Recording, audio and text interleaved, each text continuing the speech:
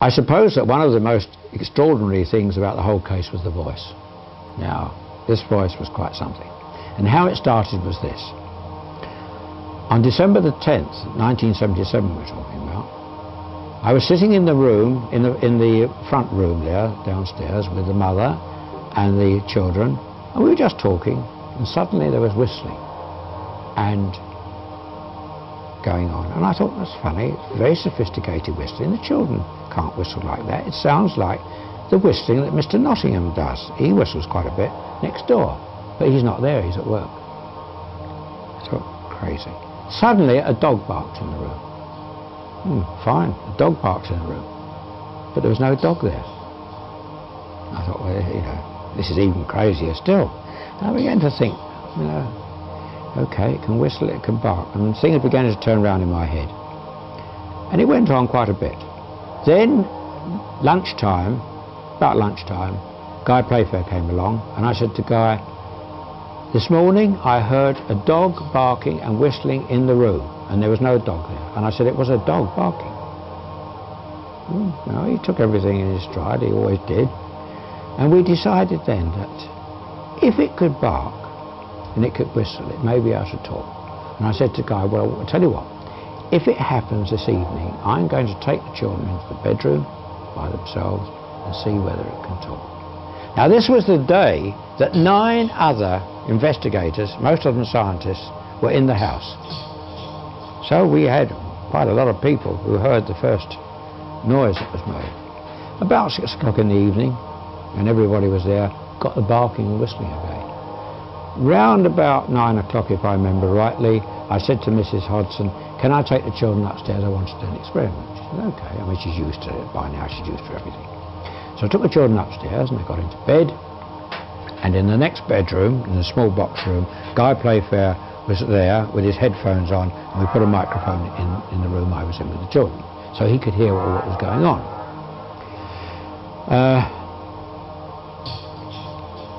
And the barking and whistling was going on. Then I suddenly said, if you can bark and you can whistle, you can talk. Say my name. For quite a while nothing happened. And suddenly it said, Maurice. I thought, good. Good, some results. And then I challenged it again. I said, no, that's not my name, because I didn't hear it properly, you see. It was like Maurice, something like that. So I said, no, say it again. This time it said, Maurice, quite clearly. Then I challenged it to say Dr. Belloff. Dr. Belloff, one of my colleagues, was there that night. He's a very famous parapsychologist. And it said Dr. Belloff. So I knew that we had a voice. Now, what was this voice? How did it work? First of all, when it started to speak, I thought we had a discarnate voice, what we call discarnate voice, a voice coming from nowhere, out of the air. Then I began to realise, when I watched the children more carefully, and watched Janet particularly more carefully, it seemed to be coming from her direction. Her lips weren't moving, her mouth wasn't moving. Her lips, a slight tremble on her lips, but that's all. But I noticed when the voice spoke, her chest went up and down. So I watched her very carefully. And then, after a while, I challenged her and I said, Janet, that voice is coming from you. She said, oh no, it's not. I said, yes, it's coming from you, Janet. She says, not. I said, if it's not coming from you, where is it coming from? She says, coming from behind me. I said, you sure? She said, absolutely certain. That voice is not coming from me, it's coming from behind me. So we did a test later on, sometime later. We did just a simple test, not terribly scientific, but a simple test. We put a microphone in front of her throat, one on the back of her neck. And we found that the one on the back of her neck was louder than the one on her throat. Shouldn't be so. These teenage sisters believe they're haunted by a poltergeist. I was going to ask the same question as I asked earlier. How many voices are there? 600. 600 the voices. I know the joke. How many really are there, Margaret? I think so far we've had 10 Three. sensible voices. but the rest of the names are absolute rubbish. Feel to be haunted by a poltergeist. It's not haunted. Shut up. Why isn't it haunted? I don't know. Does it frighten you, the things that happen here? Oh, Well, it did first, but now I've got more used to it, and you learn to accept the things that happen. it slung covered at Mum. Might eat it, Mum. Slung a bookshelf at Mum. Yeah. Have you tried telling it to go away? Yes, Yeah. many No times. answer, nothing. And what does it reply? No, it won't. It'll stay another 6-7 years. What about the voices? When did the voices start? December the 12th. December the 12th. Yes. And how did they start? Well, one night Mr. Grosse was talking about it about 8:30. He said, all we need now is the voices to talk. And that night I went to bed. Can't remember exactly what happened.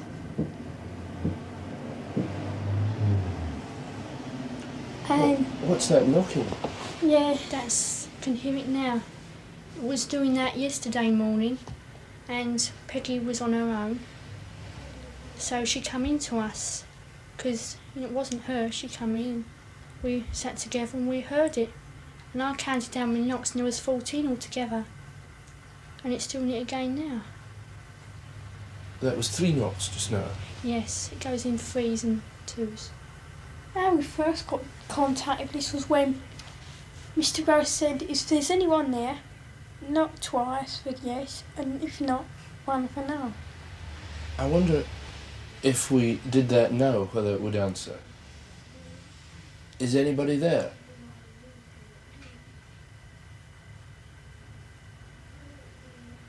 Is anybody there?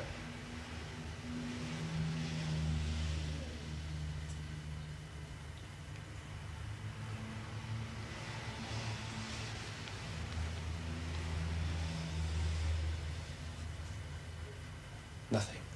No. It doesn't always do it to order. No, it doesn't. It goes in spasms. Like we're talking now.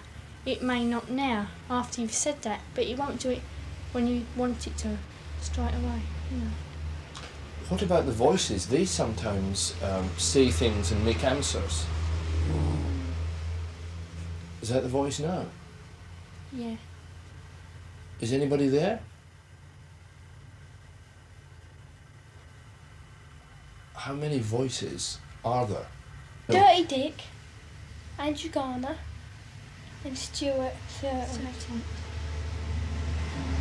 Dirty Dick, Andrew Gardner, and Stuart. Thurton. Oh, has he ever spelt that for you? No. Mr. Grosse asked him, but it's like distract Mr. Grosse last night when he asked. Or some time ago. And Sorry, what do you go on. think these are? Are they people or are they just voices? Could be spirits, oh, I don't know. I believe it's a Ghosts form or of a something. spirit speaking for us somehow. No. We don't get this at school, these voices are. Because I believe when we're all separate, it's not so strong. Just when you come near each other? Yeah, like here, or our aunts, we were up there together, or in Peggy's next door. And Janet's, your voice is stronger, isn't it? It seems to be the strongest. Yeah. When you hear the voice and it comes out, where does it come from? Here, your throat. No. Where do you feel it comes Back from? of the neck. Back of the neck. And so it must be as if it's somebody else speaking then, when you hear Yeah, it. behind us. And do you get the feeling when you hear the voice that there is a person there? Yes. Yeah. And do they tell you much about themselves? Not really, no. They just tend to growl and... Play around and sort of joke and be silly. You know. I wonder Do you think there's anyone there just now? Yeah, I do. Who's that? What? Who's that, Janet? Pardon? Stuart Certain. Stuart Certain, and he's one of the voices. Yeah. Why do you think he comes and speaks through you? To annoy us. Does he ever say anything nice? Well, don't know really. Shall we try and speak to him? No. We'll see if he'll speak to us. Yeah. Is anybody there? No. Who's there? Doctor Doctor Who?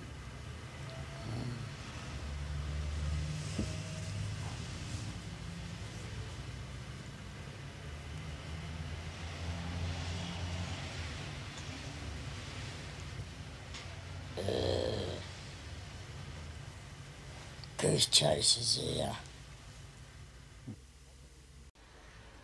In Enfield, and here you see Margaret and her mother, who were very, very involved in this case. You remember the day I first came? Yes, I remember, Yeah, Mr. Grosse, and you Mr. was on Grosse. the case ever since then, Yeah. Yes. onwards, and you saw everything and took note and explained to us. You remember when the reporters and journalists were here? How did they carry on? I could see the fear in some of their faces also, and they probably could sense that we was dead scared and wanted to run out any minute. I know I did. My sister did, I know that. I remember one of them came in and he explained to me that I'd got a poltergeist in the house. And I said, what on earth's that? And I nearly fainted when he told me. I didn't even know what it was. In fact, I don't think any of us did. And we couldn't even Until say the word afterwards. poltergeist until Mr. Grosse from the psychical research explained how to say poltergeist. That's me. And also what it actually meant in, was it German? Was it? Yeah, poltergeist, noisy Noisy ghost. spirit. In the meaning Something of to it. that effect, Also, yeah. which he explained to us. What do you say to people who say to you, with you children playing around, what do you say about Well, that? I say that's a matter of opinion. If you haven't experienced it, you're going to say that. But it did really happen. It upsets me deep down to think that they can't give us an open mind, the ones that just put it down completely. But all I can say to them is I wish they could experience the same thing as what we went through. They certainly wouldn't say it was false or fake or it was child play. It came off the floor, or nearly a ½ inch, I should say, and I saw it slide off to the right, about 3.5 to 4 feet before it came to rest. I checked to see whether or not it could possibly have slid along the floor. I placed a marble on the floor to see whether or not the marble would go in the same direction as the chair did, and it didn't roll at all. I checked for wires under the cushion of the chair, and I could find no explanation at all. Discuss. So, nearly 35 years ago, a normal family was thrust into the limelight thanks to the weird and very strange goings-on of an alleged ghost or poltergeist causing havoc in their home. The story made news across the country, changing the Hodgsons' lives forever. So, was 284 Green Street in Enfield, North London, the most haunted house in Britain? On the 31st of August 1977, the ghostly goings-on at an ordinary semi-detached council house in Enfield in North London made national headlines. 284 Green Street was home to the Hodgson family, and it's claimed the Enfield poltergeist. For just over a year, a series of bizarre events took hold in the house, including flying furniture, levitation, and even family members dragged from their beds by some kind of force. He lifted right over the double bed. 11-year-old Janet Hodgson seemed to be the centre of the activity, and eerie photographs appear to show her being flung across her bedroom. But many questioned whether it was all a hoax. Now, over 30 years later, the case continues to intrigue and baffle in equal measure. And Janet joins us now, along with poltergeist expert and investigator Guy Lyon Playfair and skeptic and author Deborah Hyde. And welcome, everyone. Thank you. Now, I know, Janet, you don't do very many interviews on this subject. You've sort of put that behind you now. So thank you very much indeed for coming today to take part in this and reliving this extraordinary time of your life. So your mum is Peggy, a single mum, and lived at 284 Green Street. This is the late 1970s, and you've got Margaret, who was 12 at the time, and then there was you, 11, and then there was Johnny, who's 10, and Billy, who was 7. So what was the first time something strange happened in this house? Well, me and my brother, we were settling down to bed one evening, and we could hear this shuffling noise, and Mum coming because she could hear us shouting and screaming, and we said that the chest of drawers was moving towards the bedroom door. So she said, oh, don't be silly, but she see it move for herself, and then at one point she couldn't push it back, and then she got quite upset and said, right, everyone downstairs. Well, you went to get a neighbour, didn't you? That's right. Vic, Vic Nottingham was the neighbour who was a builder. That's right. And he came in, and it scared him so much that he scarpered. And then you called in the police, and we've got WPC Caroline Heaps saw a chair move. She said at the time a large armchair moved unassisted 4 feet across the floor. This is the police. Eventually the officers left, telling you that the incidents were not a police matter and you couldn't find anyone breaking the law. What they were doing was these events, whatever they were frightening you terribly, because they progressed and got worse and worse. So what else happened? What else do you remember of that time? Furniture turning over, cups filled with water, fires igniting on oven gloves, and matches where part of the box or the oven glove would burn but it would go out. Voices, levitation, and at one point the most frightening thing was when a curtain wrapped itself around my neck next to my bed. So it felt, for you, as an 11-year-old, this felt malevolent. It felt very unfriendly. It did, yeah. I mean, there was times when it was fascinating to see, but when it was happening to you, like the levitation, the voices...